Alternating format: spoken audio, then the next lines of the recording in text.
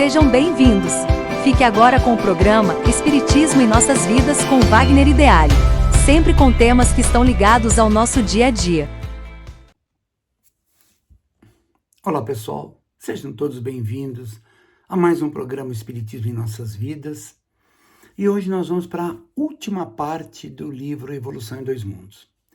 Nós fizemos outros 3 programas anteriores, onde fizemos uma infinidade de análises em cima desse livro maravilhoso de André Luiz. Um livro muito difícil, como nós falamos na nossa outra apresentação.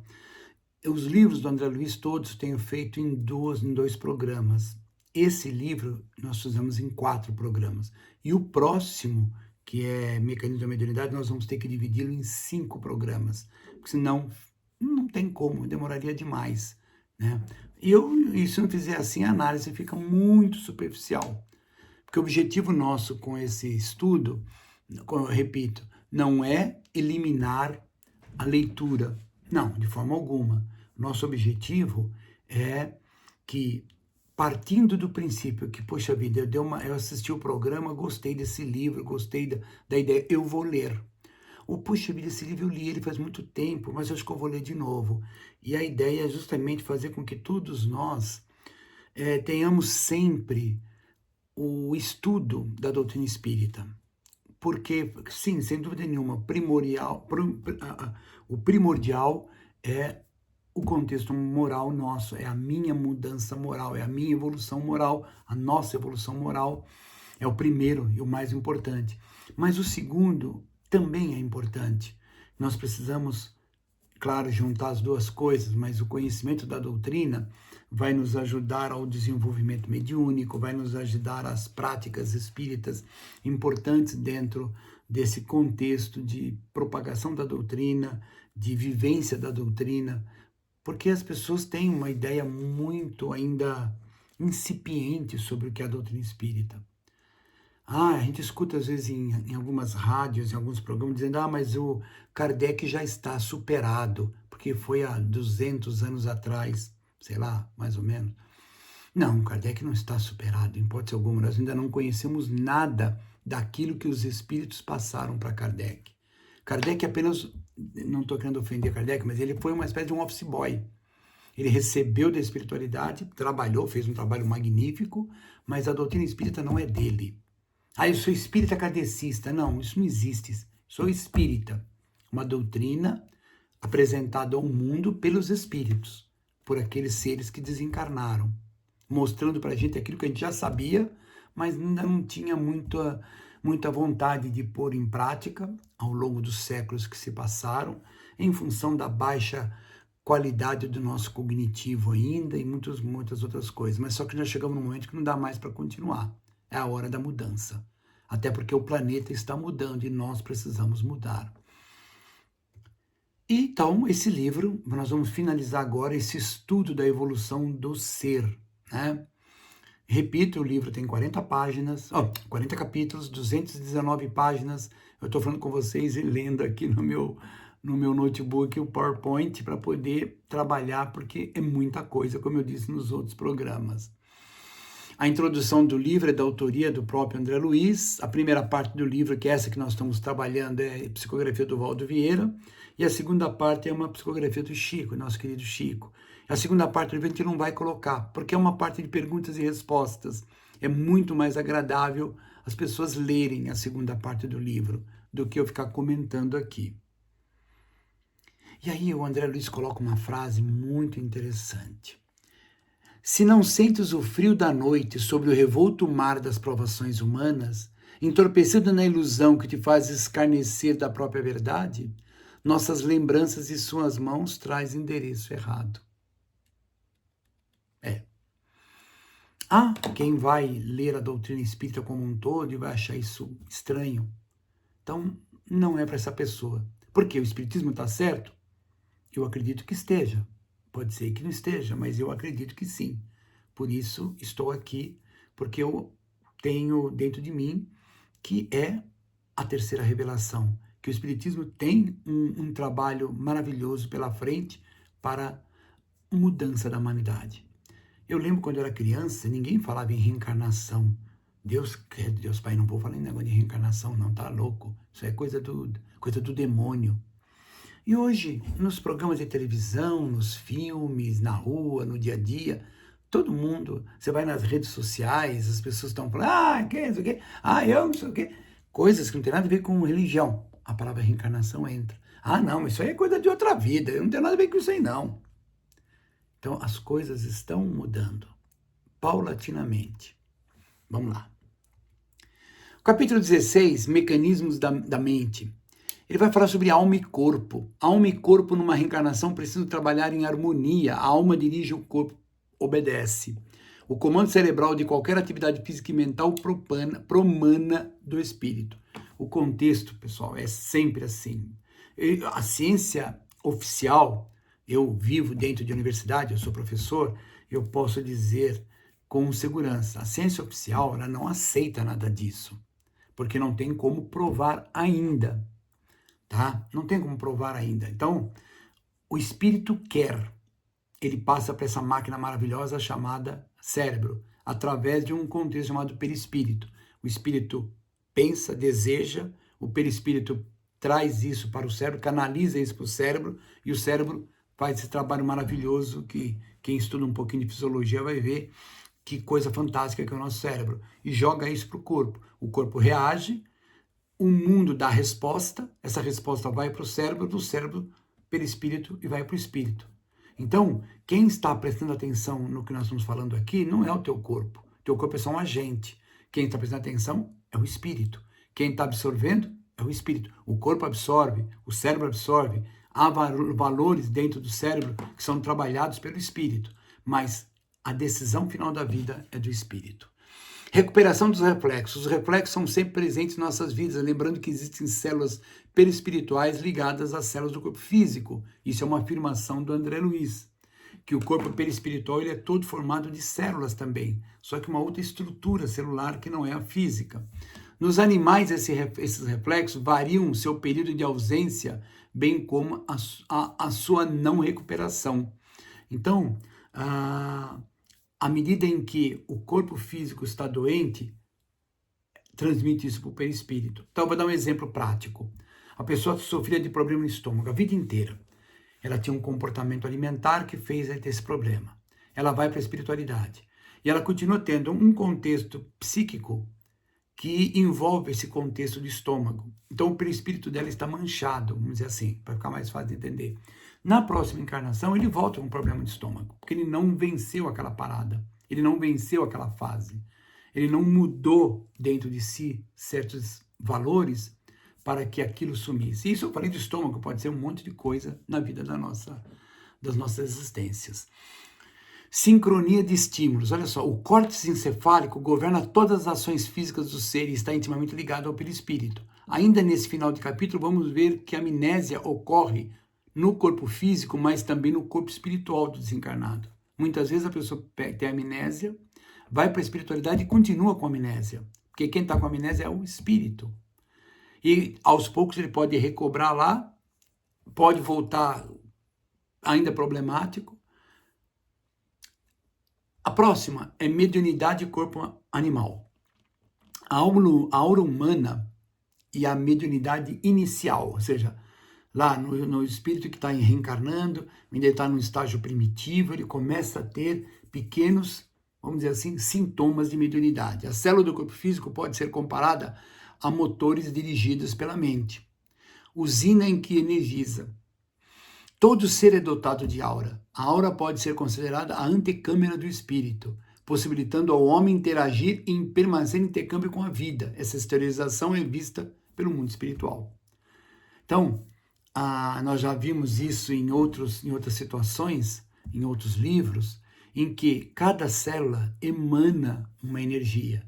E somando todas as células do corpo com essas energias, forma-se o aura. E na medida que o meu cérebro pensa positivamente, pensa de forma evoluída, pensa em caridade, em amor, em trabalho, em estudo, em tudo aquilo que enobrece, você manda essa energia para o corpo todo. As tuas células vivenciam essa situação e emana uma aura maior. Sono e desprendimento.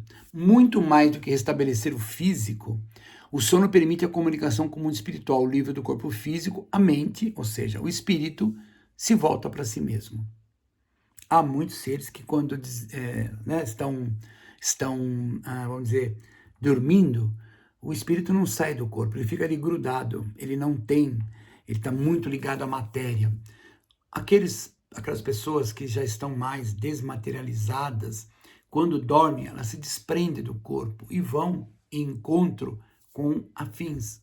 O espírito primitivo também, alguns saem do corpo e vão se encontrar com espíritos afins para fazer coisa não muito legal, né? Ou seja, o dinamismo entre a vida física e a vida espiritual é uma coisa extraordinária. Pouco a gente entende ainda. Mediunidade espontânea. No sono, o homem irá ao endereço objeto dos seus desejos, dos seus verdadeiros interesses.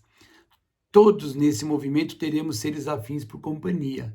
Com a mediunidade espontânea, não tardou a aparecer o que podia chamar de uma magia negra em contraposição com a magia divina e construtiva. O que ele está falando aqui, magia negra, não tem nada a ver com a magia negra que a gente escuta aí no mundo, nas redes sociais, na televisão, não. O que ele está falando aqui é que existe uma magia divina, que é o amor, a caridade, é a luta interior de cada um em evoluir e melhorar. E existe aqueles, ainda no princípio da vida, no princípio de sua evolução, que sabem que existe algo mais além da vida física, existem essas energias e vão manipular essas energias para o mal, para prejudicar, né? Então ele chamou isso de uma magia negra. Está lá no livro Evolução em Dois Mundos. Função da doutrina espírita. Mediunidade não é entidade de ação no meio. Não é porque a pessoa tem mediunidade que ela é boa. Mediunidade é um estado, né? É uma faculdade orgânica e não um dom. Ele tem um dom mediúnico. Não, ele tem uma faculdade orgânica chamada mediunidade bastante aflorada. A mediunidade não se presta à comprovação científica pelo fato de não existir dois médiuns iguais, o que impossibilita a aplicação do método científico tradicional. Então ele acabou de receber um espírito, legal, bacana, o espírito falou uma série de coisas. Tá, vamos fazer o teste, não vai, recebe de novo. Não obrigatoriamente vai receber de novo aquele espírito, como? Recebe o espírito de novo. O espírito foi embora. Aí o médium pode fazer charlatanismo, pode fazer animismo, ou seja, o médium pode fingir que tem espírito ali, mas as respostas não vão ser as mesmas do espírito. Isso que é difícil da gente entender, né? Sexo e corpo espiritual. Hermafroditismo e unissexualidade. O princípio inteligente demorou por muito tempo dentro do contexto hermafroditista, nas plantas por milênios, né? Porque a planta, ela se multiplica nela mesma, né? E depois dos animais inferiores, numa reprodução assexuada, células que vão se dividindo. Então, durante milhões e milhões e milhões de anos, o princípio inteligente, o espírito em formação, ele vai aprendendo. Posteriormente, caminhou para os animais superiores. Origem do instinto sexual. O instinto sexual, amor em expansão no tempo. Olha que frase bonita que o André Luiz criou. O instinto sexual, o amor em expansão no tempo, é fruto das longínquas trajetórias existenciais do espírito. Então a sexualidade hoje, ela é usada de uma forma muito, muito banal, quando era uma coisa maravilhosa, era uma coisa de Deus, ela é uma coisa fantástica. O sexo tem como sede o espírito e não como muitos pensam no corpo físico. A psicanálise vê na atividade sexual a busca do prazer. Nos animais inferiores, a sexualidade é só para reprodução. No ser humano, ela atinge um outro patamar, na busca de prazer. Isso está errado? Não, isso não está errado. Mas as religiões, ao longo dos milênios, colocaram a sexualidade como uma coisa do demônio, né? E o que não tem nada a ver com isso. É uma coisa maravilhosa, desde que a gente saiba ter esse contexto de forma equilibrada, coisa que no planeta Terra hoje está difícil. Poligamia ou monogamia? A poligamia é um desvario do instinto sexual que resulta em dívidas. Prudente atentar-se para o fato de que o sexo não é atividade humana apenas para reprodução, tá vendo? Mas sim ainda insuspeitável reconstituído das forças espirituais em permuta de raios psíquicos magnéticos indispensáveis à evolução. Então, há um período, né, na vida encarnada em que existe atividade sexual e ela é importante, mas as pessoas fazem dela uma coisa banal e isso cria grandes problemas para as outras vidas. Importante entender que as neuroses, fobias, psicoses, ideias obsessivas quase sempre são oriundas do desregramento sexual. Mole? E aí nós vamos para o capítulo 19, chamado Alma e Reencarnação. Depois da morte, ao morrer, né, o ser humano que tem culpas acumuladas sofre muito para dela se libertar. Sim, né? Está dentro de nós uma infinidade de culpas em função de comportamentos inadequados. Cárceres espirituais, sofrimento do espírito em função de seus atos, geram o conceito de inferno. Esse inferno é dentro de nós. O Espiritismo deixa muito claro que não vai existir. Ah, mas e o umbral? Umbral não é como se fosse inferno? Não, umbral não é como se fosse inferno. Umbral é um momento em que o espírito ali está estagiando em função da sua atividade intelectual amarrada em conceitos pequenos ainda de vida.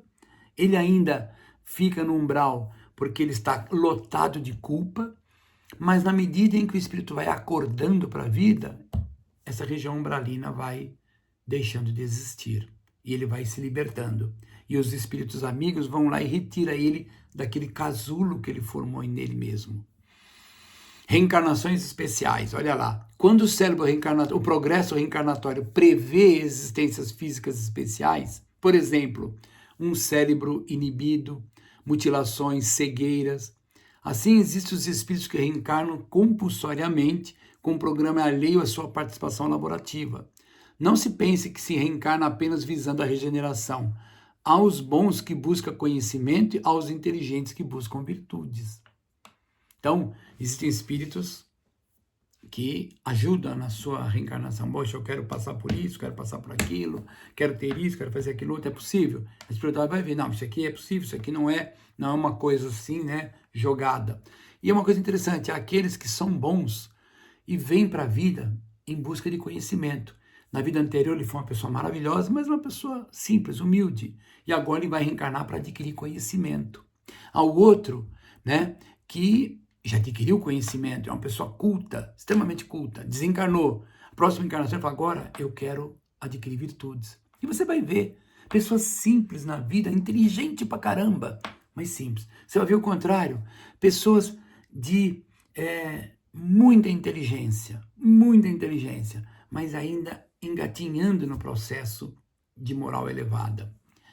Restringimento do corpo espiritual, olha lá, esse outro capítulo 19, no finalzinho dele. Espíritos sem condições de se manterem conscientes durante a gestação são bondosamente submetidos ao adormecimento e ao devido restringimento necessários ao início do processo reencarnatório.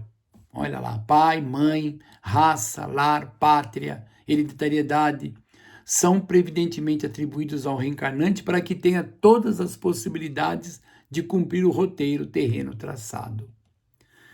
Então, pessoal, temos que dar muito valor à vida, mas muito valor à vida, porque cada vida ela é muito preparada. Mesmo aquela pessoa que você fala, mas aquela pessoa lá não tem nada. Não. Aquela pessoa pode ter sido em outra vida alguém extremamente importante. Todas as vidas são importantes para Deus, para a espiritualidade maior. E o último capítulo, que é o capítulo número 20, diz sobre corpo espiritual e religiões. Responsabilidade e consciência. Com o passar das reencarnações, em razão dos aprendizados adquiridos, a consciência do homem entendeu a grandeza da natureza e assimilou sua pequenez diante de Deus. Não são todos que pensam assim, mas já existem pessoas que tem essa visão. Assim, a centelha da razão converteu-se em chama divina. Ainda existem no planeta milhões e milhões e milhões de pessoas que se acham a melhor bolacha do pacote, que acham que tudo na vida é para ela. Então o egoísmo, o orgulho, a prepotência está muito, muito forte ainda nessas pessoas. Aí ele pega um subcapítulo que ele fala da religião egipciana, da China pré-histórica, à Índia védica, do Antigo Egito às outras civilizações, que a poeira do tempo encobriu. Milênios correram e a religião assumiu o papel moralizador. O Antigo Egito tinha conhecimento do perispírito e de algumas das suas propriedades. Então, nesse subcapítulo, ele vai falar um pouco sobre as religiões, sobre a religião com seu papel de domínio, e isso precisa acabar. Por isso que hoje nós temos muitos ateus, pessoas que não concordam em ter o domínio da religião. Há pessoas que gostam de ser dominadas pela religião, para ela é confortável. Ela acha que assim ela vai ganhar o reino dos céus e ela tem lá uma casinha no céu para ela. Aí ele vai pegar um capítulo sobre a missão de Moisés. Olha que interessante. O grande legislador nasceu numa sociedade egípcia, mas com a missão de renovar a fé no Deus único. Porque os povos antigos tinham ideia de múltiplos deuses para tudo. E ele veio preparado e com um povo que tinha já uma noção de um Deus único, ele veio trazer isso. Foi ele que trouxe as ideias de justiça, solidariedade, bem com higiene do corpo e da mente, fizeram parte do seu profundo trabalho. Moisés foi um legislador maravilhoso, teve um trabalho profundo. O médium, Moisés, capta do plano maior o decálogo, verdadeiro alicerce de luz consagrado ao amor a Deus e ao próximo. Realmente esse decálogo é o contexto mágico para que as pessoas possam viver bem. Mas nem ele, imagina então, nem o decálogo as pessoas não respeitam, imagine então os ensinos do Cristo, que é num nível muito mais elevado. Pois é, aí vem Jesus e a religião. Será com Jesus que de forma educativa e sublime que a religião se alijará dogmas, deixará a suntuosidade e eliminará a hierarquia, para que cada homem ir do exterior do mundo para o seu interior, a sua alma.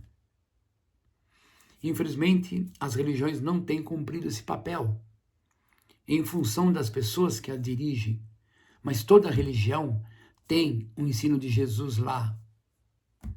Toda religião tem como objetivo fazer as pessoas ficarem melhores. O problema não é a religião, mas os religiosos. Isso acontece no espiritismo também. O espiritismo é maravilhoso. Agora, os espíritas são complicados, né? Todo mundo sabe disso, não é porque nós somos espíritas, os espíritas são melhores. Não, espírita não é melhor do que religioso nenhum.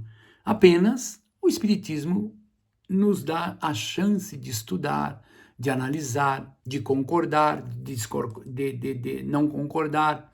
Não existe ninguém no espiritismo que dá a última palavra, não existe ninguém no espiritismo que é o bambambam. Isso não existe. Existem espíritos com mais envergadura, que nos traz lições, existem espíritos com menos envergadura, que procura aprender, mas não existe, porque todos somos filhos de Deus. Não há, essa é uma característica maravilhosa da doutrina espírita. E aí então, o André Luiz vai nos colocar o seguinte: Moisés nos trouxe o princípio da justiça. Jesus implantou na terra a doutrina do amor. E compete ao espiritismo ressurgir as lições de Jesus, colocando o homem em contato com os prepostos de Jesus, que são os espíritos de luz, que vêm nos ensinar, não, ele vem nos lembrar daquilo que a gente já sabia, mas não queria pôr em prática. Está lá dentro da nossa consciência, todos os ensinos de Jesus estão lá, todos nós já sabemos, porque nós não nascemos ontem, não, nós já somos espíritos que vêm pisando no tomate há muito tempo. É isso aí. E assim nós encerramos mais um livro, que é Evolução em Dois Mundos, e semana que vem nós começaremos um novo livro, desses livros maravilhosos de André Luiz. Fiquem todos na paz do Divino Mestre e até o nosso próximo programa.